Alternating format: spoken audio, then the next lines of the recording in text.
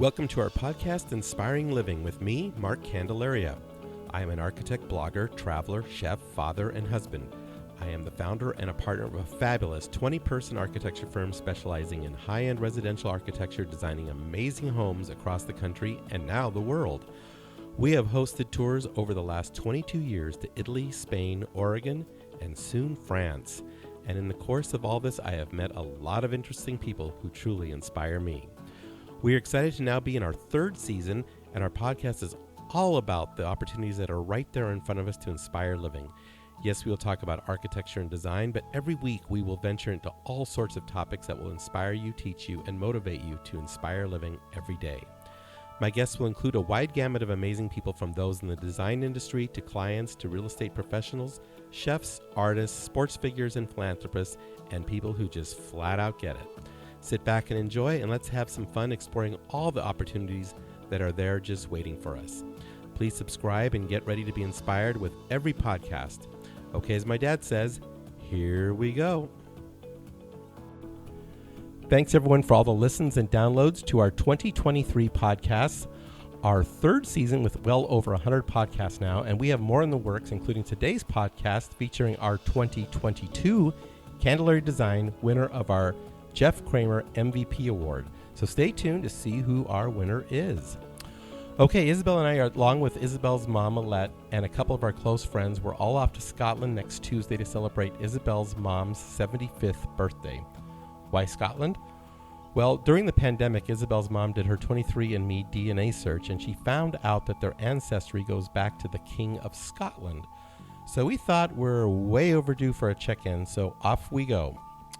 In terms of traveling and our Candelaria Design tours, we have only one tour this year, and that is our Oregon Willamette Wine and Food Tour this August, which, by the way, is now sold out. We have a great group going, and we look forward to escaping the summer heat for the vineyards of Oregon, so stay tuned for that, which will be our 23rd Candelaria Design Tour. Okay, I want to give a big thank you to my friend Renee D. and her publication Iconic Life magazine for hosting my most recent book signing at Expressions Home Gallery, and her good friend Darren Renson of Monogram for also being a part of the event, which was a smashing success. So thanks to you all and all who attended. It is really appreciated, and there are more book signings in the works, so stay tuned for that. Okay, speaking of my book, you can purchase the book on our website. We will include the link in the episode notes or on Amazon, Barnes & Noble, Walmart, and now I see Target is carrying it in the stores. 178 pages featuring 12 amazing Candelaria Design homes accompanied by 12 of my favorite recipes. Please order your copy today. Finally, a big shout out to our friends at Lux Magazine for our feature in the May issue of an amazing contemporary Candelaria Design home built by Brimley Construction with interiors by my wonderful friend and amazing talent, Anita Lang. Definitely pick up a copy and check it out. Okay, so today we celebrate our 2022 Candelaria Design recipient of the Jeff Kramer MVP Award. This young man has been with us since 2016 and has just propelled his way to the top of our organization as a team director. And what I love about this guy is his story is very similar to mine in that he learned the craft by basically doing it. No architecture degree, just hard work and always wanting to improve. This attitude and work ethic applies to his personal life too, and the accomplishments there he has achieved will astound you. So without further ado, let's meet our 2022 MVP. Our guest today is Tyler Bulriss, Team Director and Project Manager here at Candelaria Design Associates, and last year our office voted him as the MVP. That's the most valuable player, the Jeff Kramer Award. So welcome, Tyler. Thank you. Thanks, Mark. Let's start telling our podcast listeners your role here as a Team Director and Project Manager. What does a Team Director and Project Manager do? So as a Team Director and Project Manager, I have a team that I manage. There's three, 4 other people underneath me, and I just help them with their projects and get it past the finish line as long as well as my own. Yeah. Sometimes that finish line's hard to get to, isn't it? Oh yes. So over the time you've been here, have you noticed the bureaucracy and the whole process has gotten easier or worse? Not to put anyone on the spot out there, but I would probably say worse. A little bit worse. A little more bureaucracy to deal with. Oh, don't you yeah, think? totally. Mm-hmm. Yeah, it's kind of gotten a little ridiculous, but that's your job to help us get it over the goal line, right? Yep, it takes time, but you just gotta be patient and you'll get through it. Yep, you just got to keep going. Mm-hmm. So let's start with you telling our listeners a little bit about your background. Where did you grow up, and what brought you to Arizona? Mm-hmm. So originally, I'm from this tiny town in upstate New York. Probably never heard of it, but it's right near Lake Placid, New York. Okay, I've been there. Yep. So born and raised there my whole life, and I moved out here when I was 24 years old. Never been here. My aunt and uncle have a place here, and they always talked about how nice it was and beautiful and a lot of opportunities and being. So they lived out here. Yeah, they have a place out here. They're like snowbirds. They come out in the wintertime and. So they told you to come on out. Yeah, they said there's a lot of opportunity because I'm from a small town. So. Yeah. So did you drive all the way out, or did you fly out, or did you just pack up and you just came out? Period.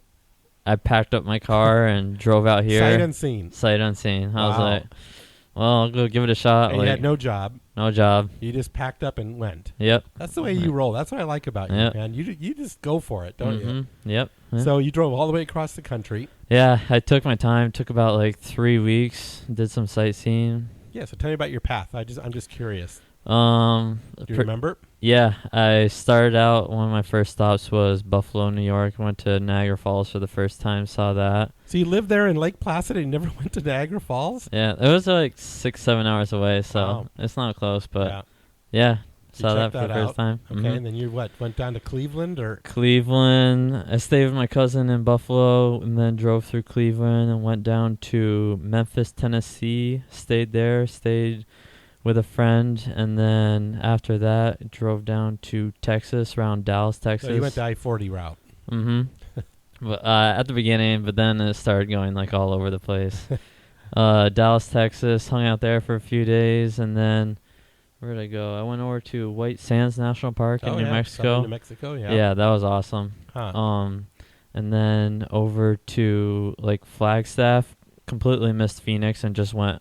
Wow, that was the long way. Yeah, that was quite a diversion from White Sands to Flagstaff. Well, then I went from Flagstaff to the Grand Canyon to Zion to Las Vegas to Reno to what's right by Reno? Oh, you went way up there, all the way up to northern Nevada, to Lake Tahoe, yeah. And then over to San Francisco, down the coast, and then over to Arizona. Wow, you did take the back roads. Yeah, well, that's pretty cool. So you got the whole lay of the Western United States, pretty much. Yeah, if I was like, well, I got the time off now. So what did take you advantage think of it. From New York? What was your first thoughts just doing that trip? All the different landscapes. I love seeing all that. Just all the diversity. Mm-hmm. Yeah. Mm-hmm. So then you got to Phoenix. Were you living with your aunt and uncle for a while till you got established, or what? I stayed at their place for about a month or two, and then I got an apartment and just started my life. Yeah. So when you got the apartment, how did you find us?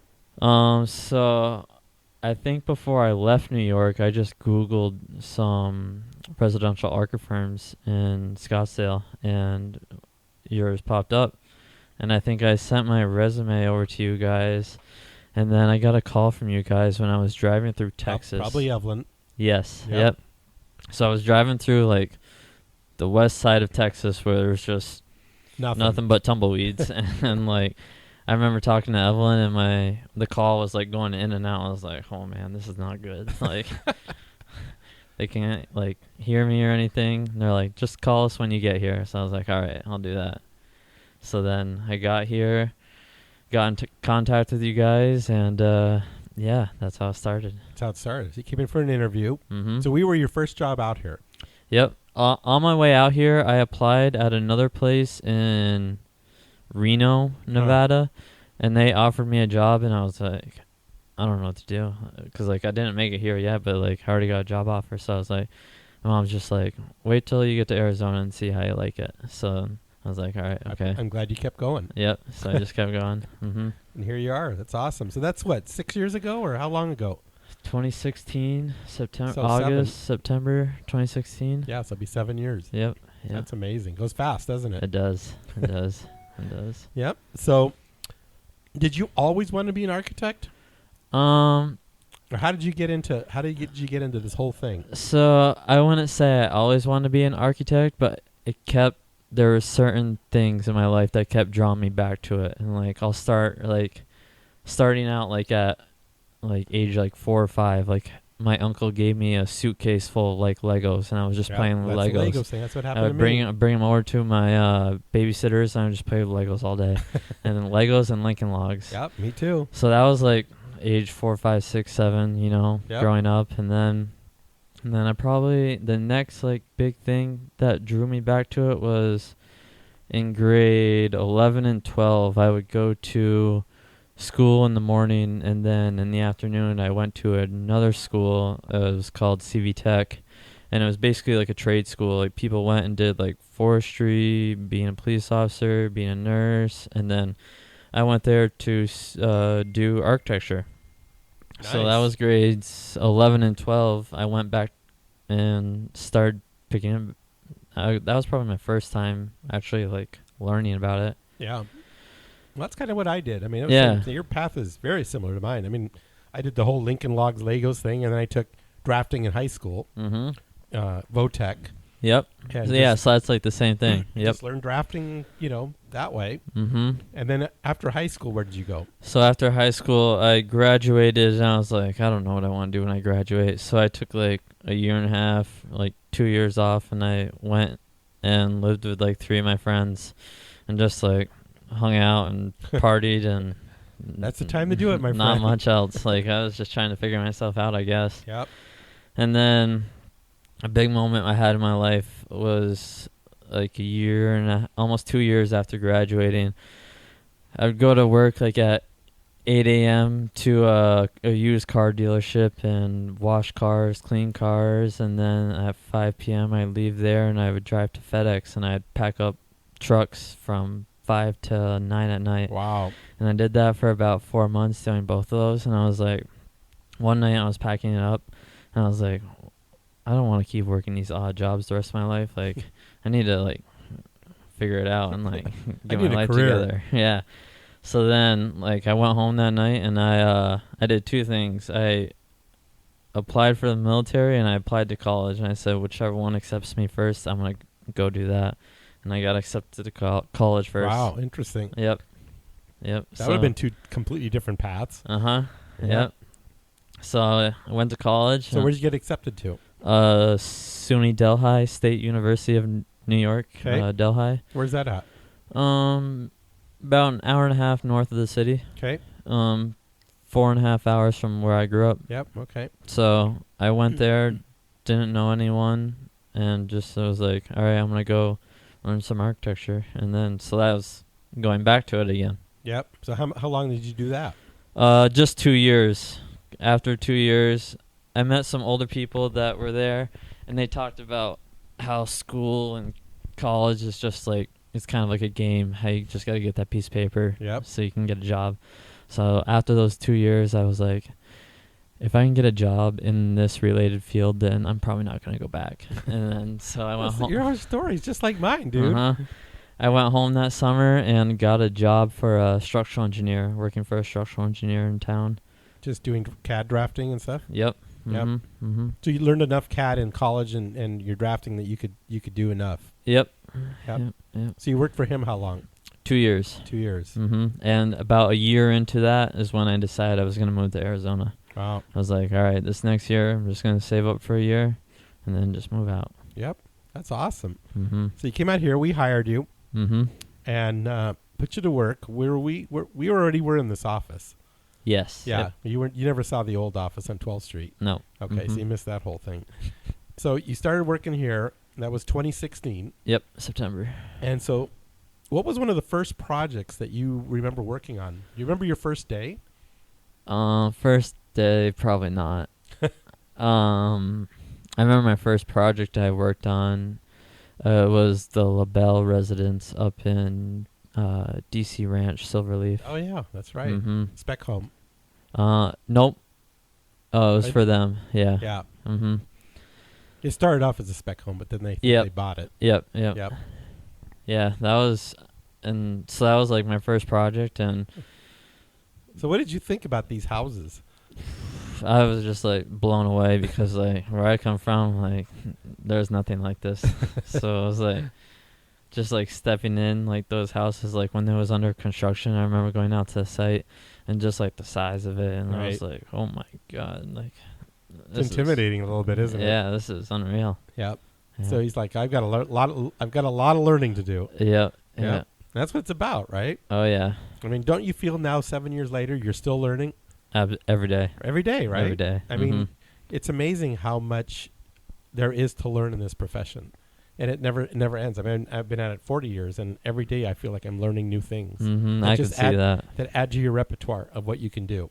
Yep. Right? Totally. Yep. Not only technically, but visually and aesthetically. And that's the one thing I've noticed about you, especially in the last 2 years, is you've really advanced technically, but I've seen a real transformation in how you're looking at things aesthetically. And I think part of it is just being around us and learning and seeing projects and what the finished product looks like and how we align things. And you just learn it over. You don't learn it overnight. You learn it over time, right? Yes. But I always tell people it's about the 6-7 years where it's like a wide receiver on the football field. When you first go out in the field, you see maybe 10 degrees of visual vision. And after 4 years, maybe it's 30 degrees. And after 5 years, maybe it's 60 degrees. But then it starts growing, geometrically or whatever you call it. And all of a sudden, you see the whole field. And it's like a whole different ball game, isn't it? Oh yeah. I mean, do you experience that? Yes, and now I still feel like my blinders are like they're getting bigger, but it's like they still feel so small compared to like what there is. Yeah, well, that's how it works. I mean, you just the blinders just keep widening and widening, and if they don't, that tells you something. But you always want them to just keep growing, and it's the coolest thing. This profession is so neat because there's just so much, like you said, to learn, and your knowledge and wisdom. I mean, part of what we do is design, but part of it is also the finesse of how you deal with situations, right? Yep. And you get in a lot of situations in this profession, don't you? Oh, yes. Yeah. And don't you see that you see the roadmap and you kind of go, okay, I know where this one's going. Yep. And I know what I need to do here, right? Yeah, I'm just starting to realize that in the last year or two, like, okay, I know where this is going to go. Yeah, I need to document this. Direct this. Yeah. Isn't that funny? Yeah, it's quite a thing. And that's what's so great about the profession is it never gets old as long as you're curious and you want to learn. It's endless. Yep. And I that's what I admire about you in particular, because I do remember when you were a rookie on the field and learning, and all of us, I mean, even us veterans make mistakes, right? And it's what you do when there is a mistake that's the difference. And some people run from their mistakes, other people hang in there, learn from it, and improve themselves. And that's what I saw in you. I think with some of the things that you went through, you could have just said, screw it, I'm out of here, man. I'm gonna go get another job somewhere else and not let them deal with this mistake. But you stood in there and you learned from it. It was not easy, was it? Oh no. It's painful, isn't it? Yeah, but those are your best life lessons sometimes. Yeah. You never look at a roof plan the same way, do you? No. No, never. No, that's the whole thing. And so you got to learn. You got to push yourself to the point where sometimes you will make a mistake. Because if you don't, you're not pushing yourself hard enough. I mean, you don't want to make mistakes, but when you do, you're at least out there trying. And you just learn from it, right? Yep. So that's one thing I've really admired about you and why you have advanced from a rookie drafts person to now a team director and leading. How many people are on your team? 3, 4. Yeah. And there are a lot of them are a lot more experienced than you are, right? But you're their leader. See, and I love that. That was my situation. When I was made a partner, I was 26, 27, and I had people on my team that were in their 50s. Yep. So it's kind of funny, isn't it? Yeah, it is. It is. Say you're leading architects. Now, are you working on your architecture license? Yeah, actually, about 3-4 weeks ago, I just applied for them to register. Since I don't have my degree, I have to wait 6 or 8 years. It's 8 years. That's the path I had to take. So I'm in that process right now, about a year away. So it'll go fast. Yep. Yeah, and the thing my situation, these guys like to study those manuals and those books and blah, blah, blah, blah. I suppose you can sit there and study them, but I just took the test. Mm-hmm. Yep. And I think to spend all that time, wasting time studying for the test, all the different aspects, go take the test. You'll probably pass 3/4 of it and not have to study for any of it. And then you can just study on the parts you didn't get. Yep. Does that make sense? Yeah, that's my plan. I'm just going to go take them all, and I figure I'd probably pass maybe half of them. Yeah. So then. I think you'll be surprised. I think you'll pass. My over-under says you'll pass 3/4 of them. Mm-hmm. Okay. Yeah. That's my bet. So, but you're doing the right thing. And it's definitely, most people are stuck by fear. Yep. And they're just like, I even know people that have degrees in architecture and have not taken the test because they're afraid to take the test. Mm-hmm. Like, what the heck, So I guess you and I both had the philosophy of what the heck do we have to lose? Yeah, what's there to be afraid of? You're just nothing to lose, right? They're going to fail, and then you just got to do it again. Go do it again. So that's the other thing I love about you. We're going to switch now about your personal life because I've seen how you have either taken what you've learned through your career and applied it to your personal life, or you've taken what you've learned in your personal life and applied it to your career. Which one is it? That's a good question. Or is it a combination of the two? It's probably a combination of both. I think one big thing, pivoting moment I had was this podcast I listened to. Have you heard of David Goggins? Do you know who he is? Yep. He's amazing. He was that ex-Marine or a SEAL or something like that. Yeah. He's incredible. Yeah, so I listened to a podcast with him, and the first time I heard his story. Was it with Ed Mylett?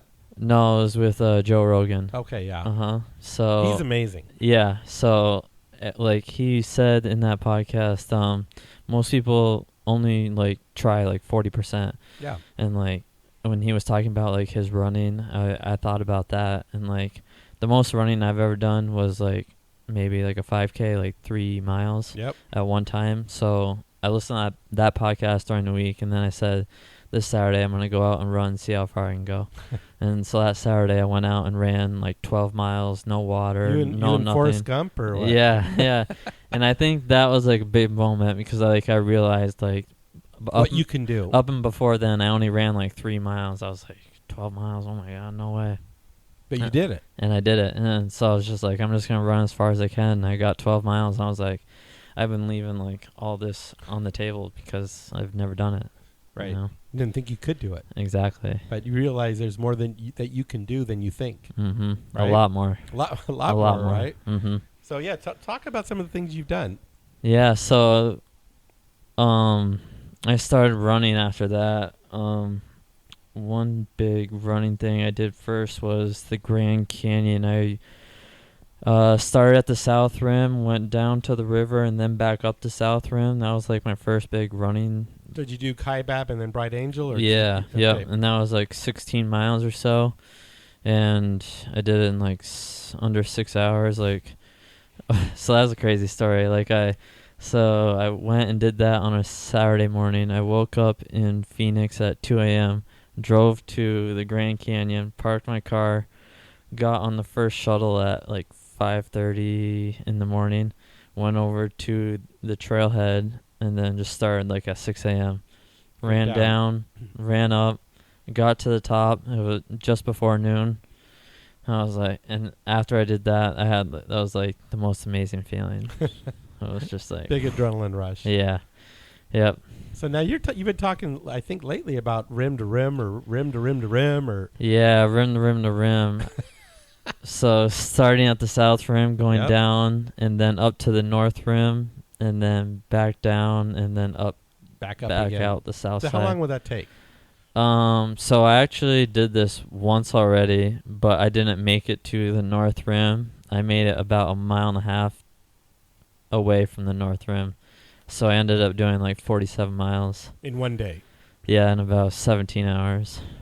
How do you do 47 miles in one day? Not on a flat road per se, but up a canyon. Yeah, that was hard. It's 20-degree difference down below. That's right. Yep. And the sun. What time of the year was this? April.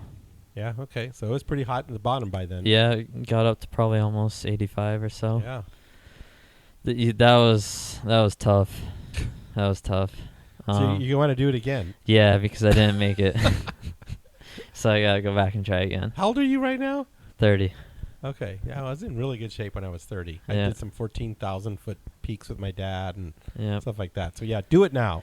I was supposed It gets a lot tougher soon. So. Yeah, I was supposed to actually go like 2 weeks ago, but I was sick that weekend, and then this last weekend I injured my knee, so I've just been like, Oh, jeez.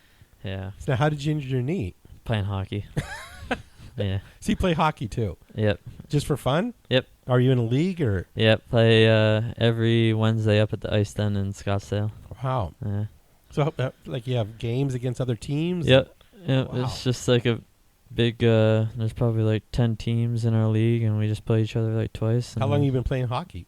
Since the Lincoln Logs? Since I could walk 4 or 5. Wow. Yeah. That's cool. Mm-hmm. So and then you do some biking too.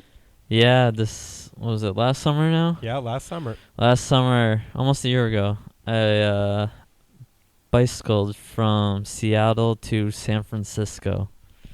That was an adventure. So your goal was to go all the way to San Diego, right? It was. Yeah. And so I did this originally because I had the idea I wanted to bicycle around Europe for like 3 months. So I was like, well, this would be like a nice starter. So, yeah, I biked from all the way to San Francisco, and I did it in 11 days. I was just trying to go fast, and that did not work out because, like, my body was hurting. Oh, was it? Yeah. So I remember when you were first thinking about doing this, Mm-hmm. and I kind of pulled you aside and I said, you know, if you're going to do this, which I fully believe you were going to do the whole thing in my mind, I said, why don't you do something with it and raise money for a charity? Mm-hmm. Mm-hmm. Because it doesn't cost, it's no extra effort on your side to do that, right? Yep. And so tell us about that aspect. Yeah, so I've been volunteering now for almost a year and a half at the Colton Colwell Foundation. Yep, our good friend Charles Keller. Yes, and it's an awesome foundation. I love it. I go there. Tell us a little bit about it. I go there like 3 or 4 times a month and volunteer. It's for kids with like a terminally ill disease. Yep. And we take them to the Batcave and we give them an experience for the night of taking them through Bruce Wayne's Manor and just showing them all the gadgets and taking them for rides and Batmobiles and. Pretty cool experience, isn't it? It is. It's fun to watch those kids and their eyes light up. Mm-hmm. You know, especially terminally ill kids that are just battling. Who knows what they're battling, but to see them have that moment of joy, it gives them a night to like forget about everything they're going through. So. And it really changes your perspective on life, doesn't it? Mm-hmm. You realize, you know, half of the stuff that you worry about is not even worth worrying about. Mm-hmm. Totally. Yeah. And it means a lot to me doing it because my sister had cancer, so we kind of went through it with her. Yeah, so you know firsthand what that's all about. Mm-hmm. Yeah, that's awesome. Mm-hmm. So you decided to raise money for that charity. Yep. We raised over $6,000 for them, you, man. And yeah, it was awesome. It's pretty cool, right? Mm-hmm. It feels good to give back. Mm-hmm. Yeah, totally. Mm-hmm. Yeah, and it didn't. I mean, again, it wasn't any extra effort for you, but at the same time, you were helping out and inspiring other people to give money to a great cause that you believed in. Yep. So that's what's cool. So when you do the rim to rim to rim, are we gonna raise some money? Yeah, we can. We could, right? Yeah. Yeah, let's do it. All right. Let's help out Charles some more, man. All right. That'd be fun. You got to do the GoPro so we can monitor you as you go for the whole day. Yep. Okay. All right. That'd be fun. I'm thinking this fall. This fall. Yeah. Okay, maybe I'll be waiting for you at the top of the rim with an old fashioned. How's that sound? Excellent. That's my kind of idea of a rim to rim. Yeah. Maybe a cheeseburger too. I'll be hungry. Okay, cool. So what projects are you working on now that you're pretty excited about? Oh, I got some cool ones in the works. You know, I got one up in Flagstaff, big mountain transitional home, kind of contemporary. Yep. Yeah. And then one up in Sedona, overlooking the golf course. You and I are working Canyons. On. Yep. Yep. Yeah, some pretty amazing projects. Pretty amazing, huh? Mm-hmm. I got one here in Arcadia I'm working on with Meredith. Yep. That's going to be an amazing project. Yep. Client's been amazing to work with and has really led the design, and she's got great style. Yeah. Mm-hmm. Yeah, that's been a beautiful project. Mm-hmm. Have there been, what's been your favorite project through over the 6-7 years? Favorite? It's hard because they're all just so different, and I just love. That's like one thing I like about working here. Like every project's so different, Right. and not just the same style or. You're not loading up the FedEx truck every day. Not the same monotonous task. Never the same, is it? No. Never. Any 2 days are never even close to being the same. No, not at all. Yeah, that's what I love about it. I got one that's pretty cool under construction right now. You know about it. It's got the go-kart track in the basement. Underground? The basement, yeah. That's crazy. That'll be so something. That's an addition to a spec home that we originally designed. Yep. And then they bought the lot next door. Yep. To add on for all their cars and toys. Oh, yeah. That's the kind of work we do, right? Yeah, it's fun. Mm-hmm. So what's next? What's your goals? Future, both personal and professional? Well, I'd like to get my architecture license, so that's a big thing. Yeah, that'll happen. Mm-hmm. And another goal I have is I'd like to get published in a magazine. I'd like to do that. Oh, that's going to happen. I think that'd be pretty cool. I don't think you have to worry about that. Hasn't happened for you yet, huh? No. Oh, it's coming. Don't worry. I can see that with the projects you got on your palette right now. Yep. So that's cool. Mm-hmm. Those are a couple good professional goals. What about personal goals? Personal goals. I'm just trying to build my real estate portfolio. I just started doing that like 2 years ago. Yeah. You've been doing a good job. Yeah. So you're just buying rentals and fixing them up and renting them out and just building a asset reservoir. Mm-hmm. Yeah. I realized most people have more than one income source, and most of our clients they do a lot of real estate. So I was like, let me look into that. And so I just studied it, and then just started doing it. That's awesome. Mm-hmm. That's cool. Mm-hmm. Okay, so besides hiking and biking across the country and hiking rim to rim to rim, what other interests do you have? Do you have any other thing else? I'm going to get you in the kitchen one of these days, Tyler. Okay. All right. I'm not a big cook, but we can do it. We can do it. We'll get you there. Yeah. What else? I just love being outside, hiking, kayaking, whatever it is outside. Yeah. Mm-hmm. So you like activity. Yeah. Mm-hmm. You're not going to sit around and play Mozart all afternoon. No. And so like these past 2 weeks, I haven't been able to do anything. It's just been like. So what did you do to your knee? A guy landed on it playing hockey, and like I don't think I tore anything, but just sore. Yeah. Jeez. Yeah. You got to take it easy, man.